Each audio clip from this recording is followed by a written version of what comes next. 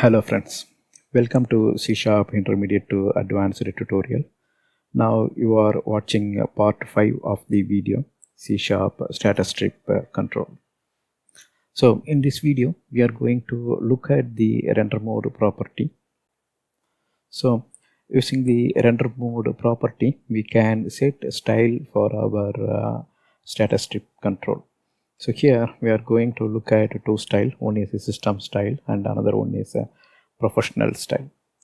So the style may look different in different operating system.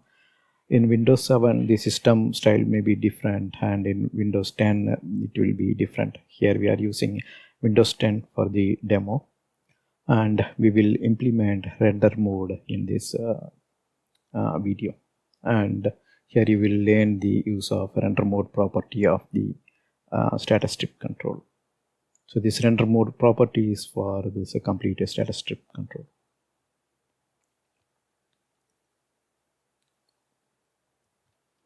So these are all the slide decks from previous videos. So you can have a quick review.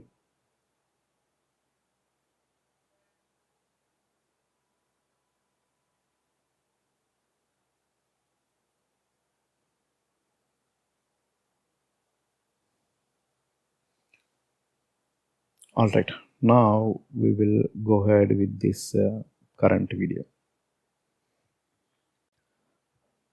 Here we will learn about the render mode property, and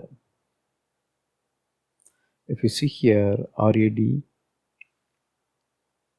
system radio button, RAD stands for radio button, R mode render mode system. So that's the radio button we are accessing, and we handle the checked change event. So when this radio button is in checked state, and here if you see we are accessing a render mode property of our tool strip control. Also here we are supplying the enumeration constant tool strip render mode dot system. So this is how the status strip looks with the system style. So that's the default, and in all our previous video you saw this style.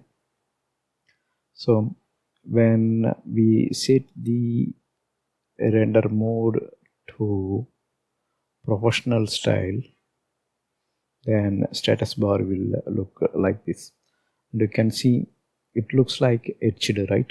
So here it looks like it is pressed down. Here it looks like it is popping up. So that's all here. One stuff you have to know is the render mode property, and you can supply constant from tool strip render mode.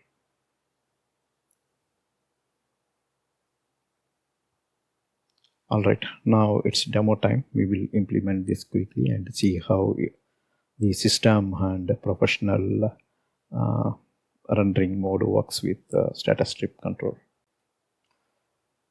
So in the last video we implemented this compute sum button click event, and we mimicked that as a long running process, and we also saw the role of do events. Now we will go to our form design. We will pick this radio button, go to property, RAD R mode system, and by default it is showing the checked change event. If you see, there are a lot of events, but here we are going with the checked change event, and you can see occurs whenever the checked property changes.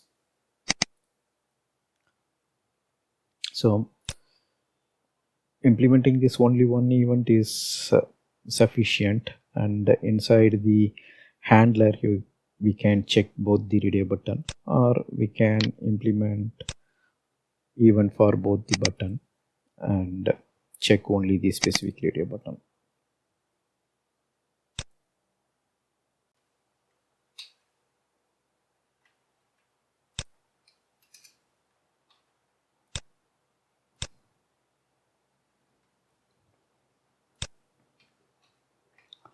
So here if you see, we are checking whether it is in checked state, and if that's the case, we set the render mode property.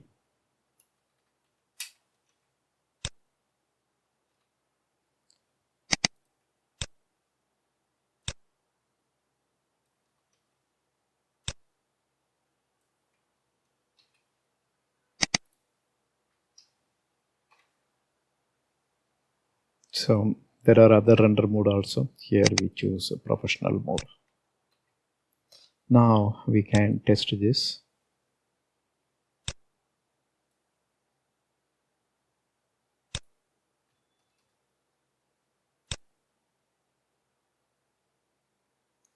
So this is the system style, and professional style will look like this, and you are seeing some